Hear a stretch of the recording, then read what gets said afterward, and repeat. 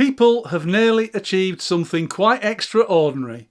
They've almost completely eliminated opportunities for boredom. Think about it. If you're waiting for a bus, or you're standing in a queue at the bank, or maybe you're sitting in a doctor's waiting room, or waiting at the pub for a friend like I was the other day, out comes the phone. I can remember a time before smartphones when you put up with the boredom and just waited. Now, if there is the slightest hint that nothing is happening, well, you can't resist getting out the phone and starting to scroll. You carry something in your pocket that can make sure you are never bored ever again. But when you make every effort to avoid boredom, you eliminate something else.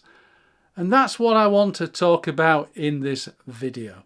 As a kid, I grew up in the 60s and 70s, and I remember when smartphones hadn't even been invented. Not just that, there was no internet, no Netflix, no podcasts, social media, Facebook, Instagram, stuff like that. It just wasn't a thing.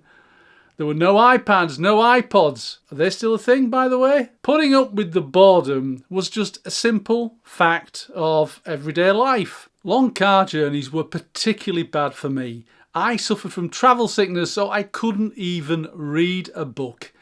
If I tried, I'd feel as sick as a parrot. So I had to sit there for hours on end doing absolutely nothing. Just waiting to arrive at wherever we were going, Bournemouth or Blackpool or Newquay if I was really unlucky. And I don't mean that because of Newquay being bad. It was a long car journey. So what did I do? I'd look out of the window, I'd watch the countryside going past, I'd look at other cars, read road signs. I'd just generally daydream and think about things. A game of I Spy was the only fun on the journey. And that was perfectly normal. But something was happening in all those boring moments. You had empty space to think. And now, well, that space is almost completely filled. The thing about empty space is that it isn't really empty. Because when something else demands your attention, your mind doesn't just switch off, it wanders. You daydream, a thought appears, it pops into your head, and one thought connects with another, and an idea appears from nowhere. You solve problems. This happens to me all the time. I can sit in front of my computer trying to think of an idea for a YouTube video, for example, and nothing comes. My mind is a blank. I just stare at the screen, and then I'll go for a walk with my phone on silent. I don't listen to an audio book or a podcast. I just walk. I look around at nature. I notice things and people, and my mind wanders. And then an idea arrives, ping, out of the blue. I wasn't even trying to think of an idea. I was just having a break from the monotony. A change of scenery. The idea arrived because I'd stopped trying. And doing nothing, well, it's not the same as nothing happening. Sometimes your mind just needs somewhere else to go without you trying to force it. But now we've got that interruption in our pocket, that bloody smartphone. Now, I don't want this video to be a "phones are destroying society" video. I value my phone. It's an extraordinary device. I can do things with a phone today that would have looked like science fiction when I was a kid, like something from Star Trek. The phone is not the problem. The problem is you're always reaching for it in those short, boring moments. Standing in a queue, waiting for someone, sitting alone with a coffee. When you're left on your own for just 2 minutes, out comes the phone. And it's not just the short moments either. When television's boring, out comes the phone. In a restaurant with your family even. My father-in-law, he's in his 80s and he's the worst culprit for this. So please don't blame the youngsters. It's not just them.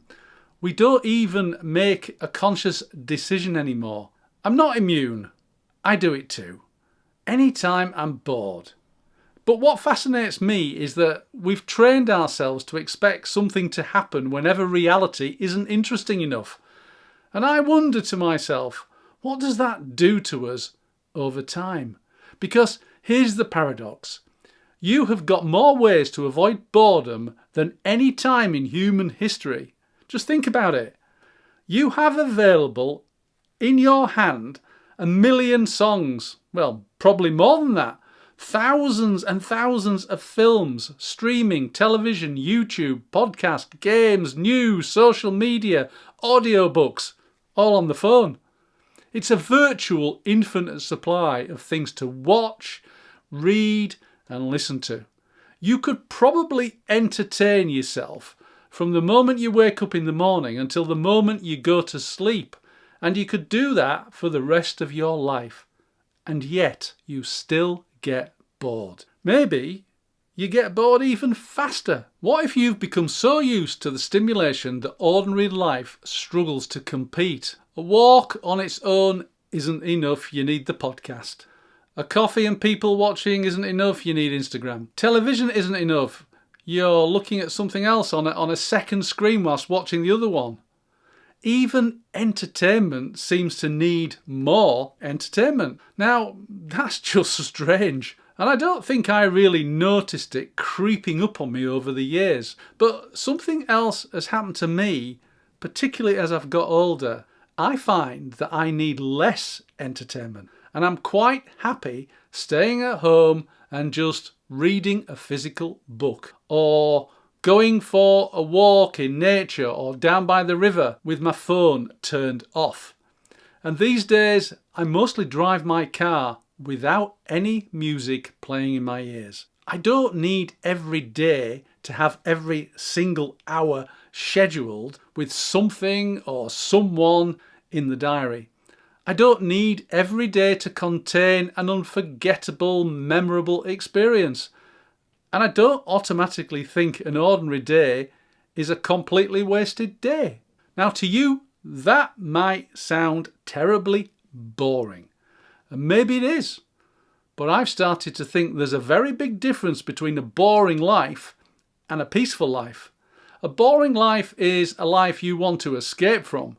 A peaceful life is one you're quite happy to stay in forever. And I think it's very easy to confuse the two. I enjoy those rare evenings when I'm at home on my own, my wife has gone out with her friends, and I'm at home and nothing particularly interesting is happening.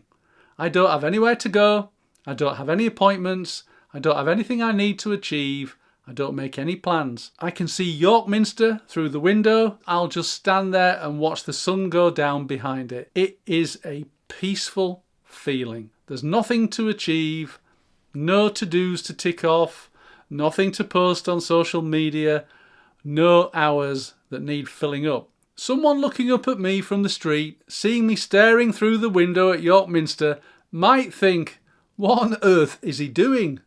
And the answer is, he's doing absolutely nothing. Exactly. I don't have to. Bored? Well, maybe. But feeling peaceful and content. And that's something I've only really started to appreciate since I turned 60. And I'm 65 now. Before then, freedom meant having more things I could do, more choices, more places to go, more experiences available to me. Today, I think there's another kind of freedom completely. The freedom to be comfortable when there's nothing you need to do. Now that doesn't feel boring to me. It feels like real freedom. Now don't get me wrong, I'm not about to throw away my phone. I'm not going to go on a digital detox, although I've thought about it. And I'm certainly not suggesting you should spend your precious days staring out the window or at walls. But I do think you should stop trying to fill every gap. If you're standing in that queue or having a coffee or out walking, maybe the phone can stay in your pocket just this time. Look around you. Watch the people. Think. Daydream. Go home and look out of the bloody window. Be bored. Boredom isn't something you always need to escape from. Embrace it. Not because boredom itself is particularly wonderful, but because of what can happen in the space it leaves behind. Boredom is not the absence of life. It's the space in which you notice it. I'm curious. When was the last time you let yourself genuinely be bored? Let me know in the comments. And if this video resonated with you, watch this one next. It's why millions have lost interest in everything. Thanks for watching. I'll see you next time.